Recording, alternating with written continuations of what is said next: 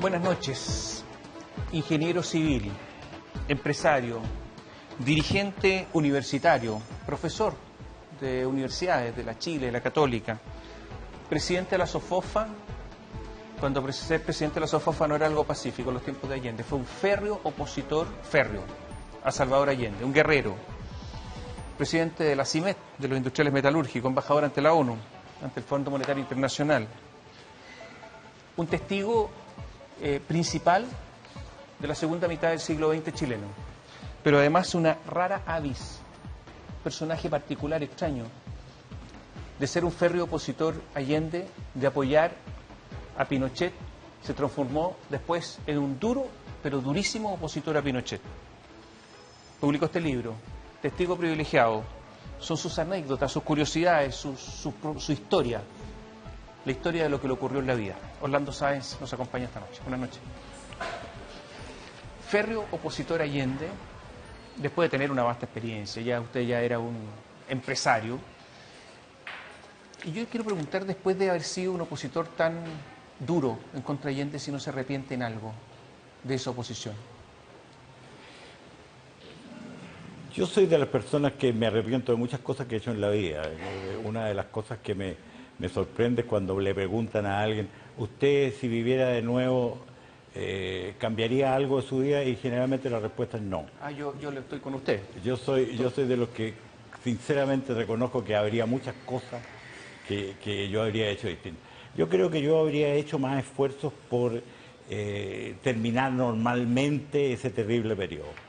Y tal vez en ese sentido me lamento no haber hecho más por...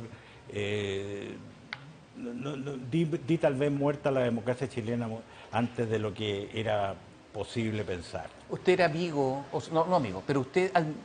Yo leo la descripción de Allende y es una descripción de un hombre simpático, agradable, educado, fino.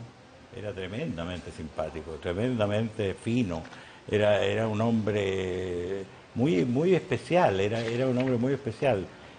Correspondía muy poco su imagen íntima a lo que era como imagen pública, es cierto. Era un hombre sumamente atractivo y difícil. Cuando uno conversaba con él, le costaba sustraerse, pasaba en menor escala que con Castro. Que son de esas personas que cuando uno conversa un rato con él termina diciendo, oiga, cuidado, que estoy pensando igual que él. Fino, atildado, elegante, vividor, epicúreo, mujeriego, todo eso era Allende según usted. Sí, y usted, siendo presidente, varias veces tomó desayuno con Allende muy temprano, usted era un opositor. Sí. En los primeros meses era una relación bien así. Después, naturalmente, la dureza del antagonismo político se fue haciendo imposible eso. ¿Usted lo quería derrocar?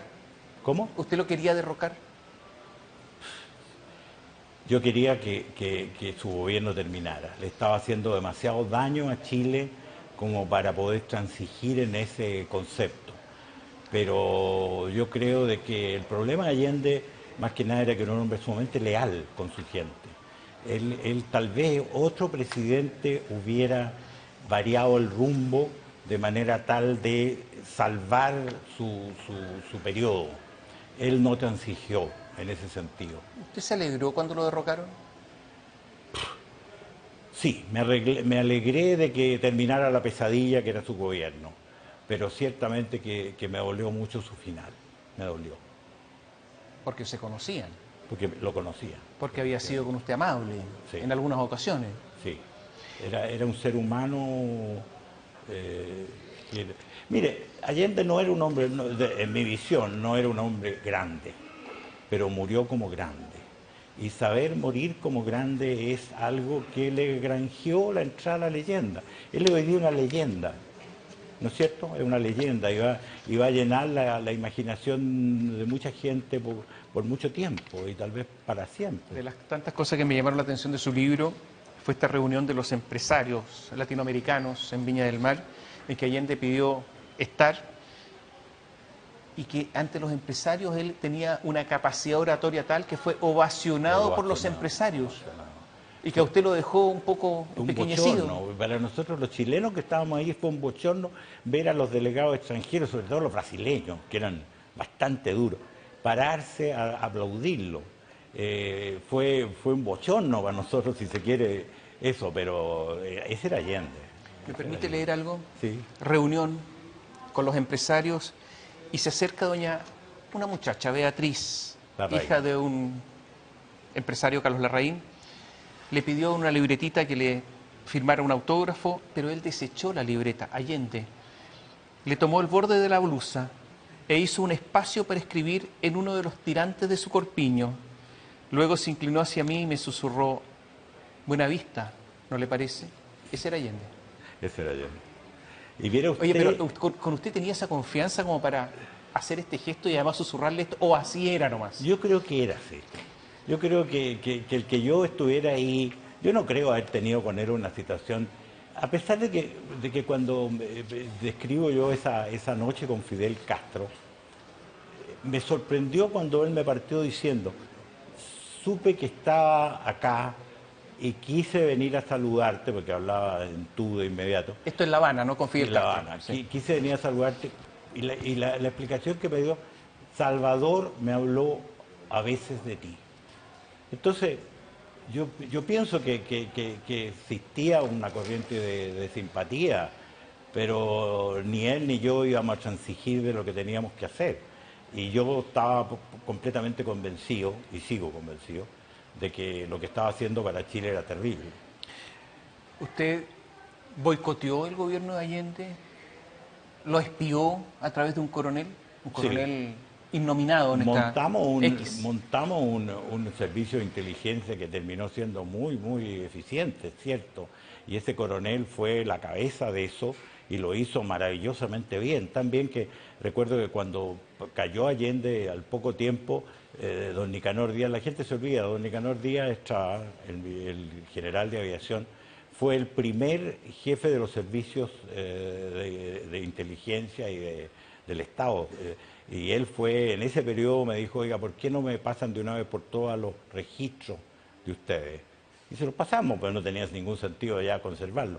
O sea, que era buen trabajo, era excelente trabajo. Y yo creo que yo en ese libro cuento 2 o 3 anécdotas en que muestro lo eficaz que fue.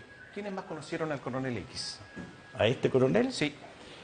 A mí me lo recomendó, sin saber yo qué grado de conocimiento tenía él, Pablo Rodríguez. Y ahí nosotros lo entrevistamos y terminamos llegando a un acuerdo para que trabajara con nosotros. De ahí yo lo vi muy pocas veces porque, por razones más o menos obvios de seguridad, él no me pasaba a mí directamente sus informes. Pero hubo ocasiones en que por cosas especiales me entrevisté con él y le aprobé programas especiales. Ahí yo cuento 2, por ejemplo. ¿De espionaje? Claro, de espionaje, en buenas cuentas de espionaje. Hoy trabajaban con 70 gente. Son 70. O sea, tenían una policía de espionaje. Infiltrados por todas partes, ¿cierto? Es que mire... ¿Ustedes espiaron a los ministros de la UP? Sí. ¿Sabían la vida privada de los ministros de la UP? No nos interesaba, pero... ¿Pero la sabían? Sí, claro.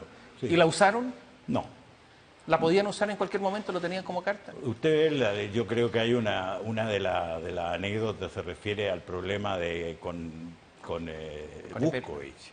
Y ahí no llegamos a usarla, pero ciertamente que abusamos el conocimiento por razones más o menos obvias.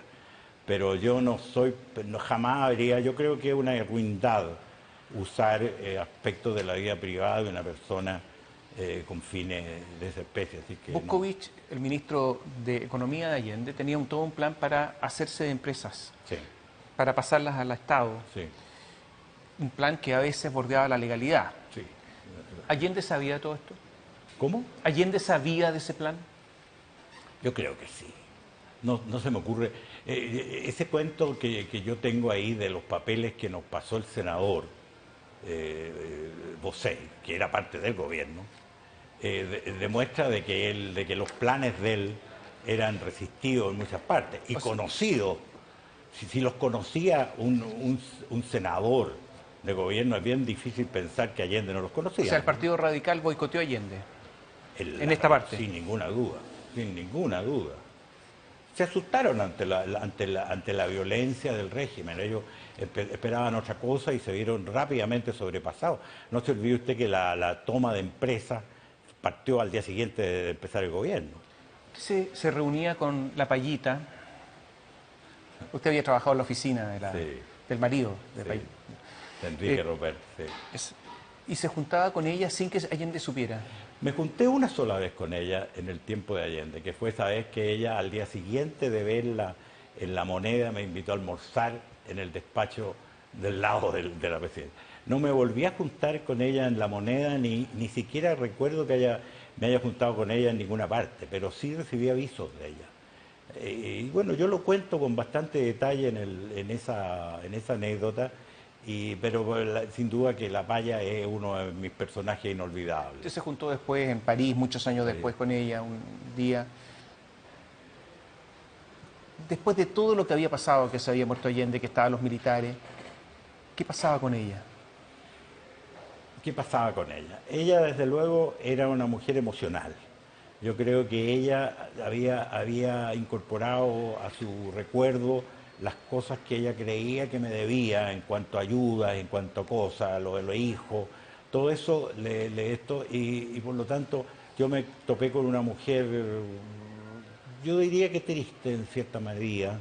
Esto fue muy poco antes, o sea, poco antes de que ella peleara con Castro y saliera definitivamente de Cuba. Sus hijos volvieron, la hija volvió primero a Chile, y ella volvió, pero ya muy al final, y yo no la volví a ver realmente. Pero, ¿qué le puedo decir de ella? Yo a ella la encontré siempre una mujer tremendamente valerosa, por de pronto, muy convencida de su vocación. Ella me dice en una parte, me dice, mira, es mucha más admiración que pasión. Por Allende. Por Allende. Entonces, la verdad de las cosas es que yo creo que... Mire, yo le voy a hacer una reflexión un poco filosófica. Yo no entiendo por qué cuando se trata de política los seres humanos no sabemos distinguir matices. Todos los regímenes tienen cosas buenas y cosas malas. Todas las personas tienen aspectos buenos y malos. Yo no he encontrado nunca al ser químicamente perverso ni al ser químicamente puro. Tal vez me falta conocer santos, pero la realidad de las cosas es que uno no tiene por qué meter a una persona en un cajón y decir este es malo y todo lo que ha dicho y todo lo que ha hecho es malo. No es cierto, eso por lo menos en mi experiencia no es cierto. Y La Paya es un buen ejemplo de eso. Presentamos esta entrevista diciendo que usted es un personaje raro, una rara avis, porque estuvo en contra de Allende, espió el gobierno de Allende, hizo de todo, se alegró con el golpe, estuvo con los militares, estuvo trabajando con los militares y después estuvo en contra de los militares. Tengo una entrevista del año 1984, gobiernan los militares, donde usted dice las Fuerzas Armadas no gobiernan, ocupan Chile. Dice que habla de Sergio Onofre Jarpa y que lo desconoce. Y dice que Pinochet ha conducido el gobierno más nefasto de nuestra historia. Cierto. ¿Hacemos un alto? Porque le voy a preguntar sobre Pinochet. Volvemos en un instante.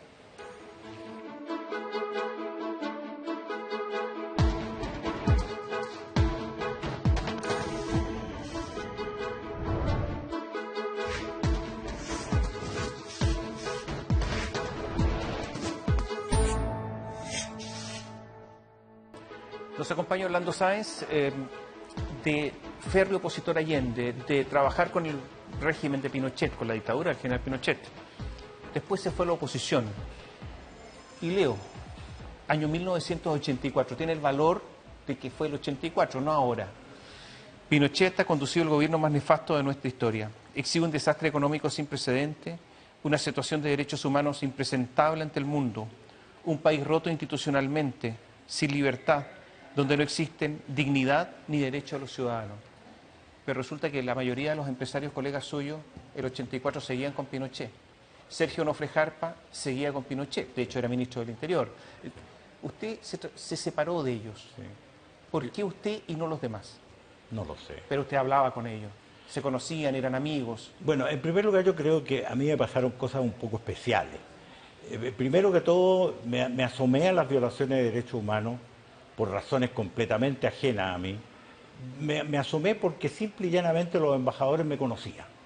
Y por lo tanto tengo un montón de situaciones en las que me fueron a hacer presente problemas de ese tipo. Por lo tanto, yo tenía, llamémoslo usted, una percepción del problema de los derechos humanos que tal vez pudiera ser que otros no tuvieran.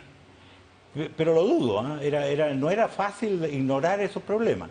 Ya, pero, a ver, todos tenían contacto con embajadores, grandes empresarios tenían contacto, Sí. si no, usted no era el único. No. ¿Qué pasó? ¿Qué pasó en la Yo cabeza? creo que el trauma. Yo creo que el trauma. Allende había producido un trauma en un sector de la sociedad chilena tan fuerte que llega a ver, oiga, la voluntad tapa una cantidad brutal de cosas cuando eso pasa así. Y tal vez yo el mérito, si es que pudiera llamarse mérito que tuve, es que no me dejé influenciar. Yo deseaba un gran gobierno militar. Había hecho lo posible porque se produjera. Y sin embargo me desilusioné muy rápidamente. ¿Por qué? Porque vi cosas inmediatamente. Vi, por ejemplo, la transformación del gobierno de ser un movimiento militar que iba por un tiempo, no diré breve, pero muy acotado, a producir una nueva institucionalidad, a tener desde el primer momento un presidente civil con la Junta de Gobierno reducida a un rol de Congreso, en buenas cuentas, de poder legislativo. Lo vi transformarse en la dictadura personal de Pinochet. Fue un movimiento traicionado desde ese punto de vista. Por Pinochet. Yo creo que por la verticalidad del mando. Yo cuando veo, por ejemplo, ahora el tratamiento que se está haciendo al problema de los derechos humanos y cuando meten a la cárcel a tipos que eran subalternos totales en esa época, yo digo, esta gente o no entiende lo que pesa en las Fuerzas Armadas, la verticalidad del mando, o simplemente lo hace de mala fe. No hay otra alternativa. ¿Leo algo de su libro? Usted se reunió con el general Sergio Arellano Stark y usted le preguntó por qué había pasado lo de la caravana de la muerte, que en ese tiempo no se llamaba caravana de la muerte, pero los asesinatos. Y el general Arellano Stark a usted le dijo, lo hice por una orden expresa de Pinochet. Por cierto que me repugnaba esa orden y me resistí a ella con el único expediente que se nos permite a los militares, que es exigir la representación de la orden. O sea, usted le confesó Que Arellano Stark que Pinochet, le había representado la orden. que es un asesino, en el fondo. Sí, Sí, quien manda a matar es un asesino. sí, sí. Bueno, la conclusión parece Pero esa nunca fue ineludible, la ¿no? defensa de Arellano Stark. La defensa de Arellano Stark que no había ocurrido, que no había sabido, que no te sabe. Yo creo que si esa orden representada verdaderamente existió, él al final nunca se atrevió a presentarla. Esa es la lectura que yo hago. Pero yo le dije a él, mira, con orden o sin orden, esto que hiciste te va a arruinar tu vida. Y yo creo que en ese sentido no me equivoqué para nada. Jorge Alessandri fue un cobarde. Desde cierto punto de vista mío, sí. Sí, porque cuando don Arturo Mate me va a ver y me dice lo importante que es lo que estoy haciendo, escribiendo críticamente contra el gobierno, y que Pinochet es una persona peligrosa a la cual hay que parar. Bueno, la respuesta mía fue obvia. Oye, usted pesa 100 veces lo que yo.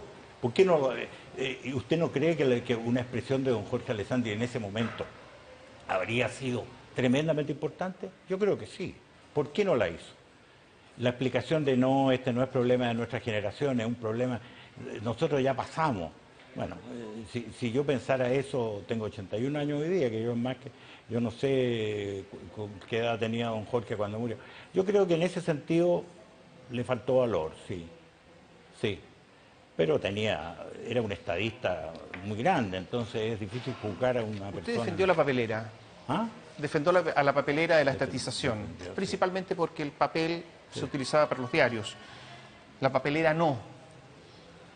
¿Qué piensa después de tantos años, cuando la papelera se colude, establece estas cosas que nadie sabe nada, pero después de que usted la defendió Yo me tanto? siento muy desilusionado de lo que está pasando hoy día. ¿Con los mates? Pero ni que hablar. ¿Se siente desilusionado con los mates? Sí, sí, sí, sí, sí. No creo que ellos hayan sido, conociéndolos como los conozco, estoy seguro que son moralmente inocentes en el sentido de que nunca volitivamente pensaron en hacer esto. Poca gente Pero lo no hay cree, usted ninguna sabe, duda ¿no? de que hay fallas muy grandes de conducción y de control. Pues no se puede esperar de otra manera, ni pensar de otra manera. Poca gente cree que un directorio no sepa que durante 10 años la empresa se colude. En un producto, en otros productos, con distintas empresas. Es difícil de creer. ¿Usted lo cree? Creo que puede pasar porque yo le digo, he sido toda mi vida director de no sé cuántas empresas y yo creo de que es tremendamente difícil controlar todo lo que pasa en una empresa desde una reunión mensual. Y por lo tanto creo que si uno es descuidado en algún aspecto o se deja llevar, puede perfectamente incurrir sin darse cuenta en actitudes que los van a ser responsabilidad de uno. Si no se saca nada con decir supe o no supe. Las cosas ocurren a pesar de que los responsables son ellos, definitivamente, por ley, ¿no es cierto? Vuelvo a Allende. Últimos días. Allende a punto de caer, el país paralizado, la situación económica quebrado, el país quebrado. ¿Hubo una última posibilidad de llegar a un acuerdo? ¿Usted participó en eso? Bueno, yo creo que a la altura de la reunión esa última que yo recuerdo, ¿Usted recuerda una reunión acá? sí, que esas reuniones Poco antes del golpe. muy poco antes del golpe, lo que él proponía no le era factible a él. Él yo creo que a esa altura lo habrían matado los de sus propios partidarios si él hubiera tratado de, en un acto, devolver 750 empresas privadas. Yo creo que no podía hacerlo, simple y llanamente. Pero no hay O duda. sea, Allende fue prisionero entre su voluntad, entre los partidos, y a usted le propuso algo que no podría haber cumplido. Yo creo que me propuso algo que no podía haber cumplido. Usted conoció a Pinochet. Describe a Pinochet. ¿Qué opino de Pinochet? Que lo describa, de acuerdo a su percepción. Mire, Pinochet era una persona bastante atípica de los chilenos. Tenía virtudes y defectos, para mi modo de ver, virtudes y defectos bastante poco chilenos. Era muy valiente, muy valiente. Era muy... ¿Usted cree que los chilenos no son valientes? No, creo que los chilenos no son valientes, en su gran mayoría. Era un hombre tremendamente decidido, mantenía su línea a pesar de que hubo un momento en la conducción económica que los propios empresarios le rogaban que cambiara de política, ¿no es cierto? Cuando estaba quebrando todas las empresas de Chile. Él tuvo la visión y la fuerza y la voluntad para mantener el rumbo. Era en ese sentido un hombre tremendamente implacable y terriblemente inescrupuloso, que es otra cuestión que el chileno en general es muy escrupuloso, es muy hipócrita, pero dentro de la hipocresía es una disculpa para lo escrupuloso que es, o al revés. Entonces, la verdad de las cosas es que Pinochet, desde ese punto de vista, era un hombre bastante atípico, pero dotado de cualidades importantes. Tenía una capacidad de liderazgo muy grande, tenía una capacidad una ansia de poder tremendamente marcada. O sea, no es tampoco un personaje fácil de juzgar, pero yo considero que transformó el gobierno militar, que podría haber sido un gobierno glorioso en términos de historia y de todo eso, lo transformó en algo que la gran mayoría de los chilenos execran hoy día, a pesar de que el día que se fue, la mitad de los chilenos estaba con él, ¿no es cierto? ¿Quién es su candidato hoy? No tengo todavía. No, pero hay un montón ahí que están girando, están encima de Yo la no mesa. lo llamaría candidato, yo lo llamaría... A mí me asusta bastante, le digo, lo que está pasando en Chile. Me asusta bastante porque yo creo que Chile va a enfrentar por primera vez tal vez en su historia una elección sin margen de error. Si Chile, la próxima elección presidencial, no logra elegir un buen gobierno, sensato, ordenado y con un soporte político coherente que sabe para dónde va, Chile va a pasar por muy malos momentos y tal vez por momentos muy de crisis final de un sistema. Y por lo tanto me asusta esto que está pasando, porque no veo surgir esas características en nadie. Es decir, veo, por ejemplo, a un Lagos que sin duda alguna... si usted me pregunta quién creo yo que es el hombre más preparado para gobernar Chile en este momento es Ricardo Lagos. Pero es un estadista, el tipo es un estadista. Y yo en una parte lo digo. Pero ocurre de que me asusta primero las dificultades que está teniendo para crearse una perspectiva en ese sentido. Y muchísimo más me asusta el hecho de que se pare de nuevo en un conglomerado político que no puede funcionar. No es que no vaya a funcionar, no puede funcionar, porque sus contradicciones internas son demasiado grandes y demasiado profundas para poder dar una estabilidad a un gobierno. Muchas gracias. Gracias por acompañarnos esta noche. Muchas gracias. Y ustedes, muchas gracias por seguirnos. Y yo les recomiendo este libro, Testigo Privilegiado, Orlando Sáenz, donde desfilan un montón de personajes. Carlos Prats, Salvador Allende, La Payita, Mario Benedetti, Pinochet, obviamente, Gabriel García Márquez, Patricio Elwin. Muchos personajes para conocer un poco la segunda parte del siglo XX chileno. Buenas noches, gracias. Buenas noches.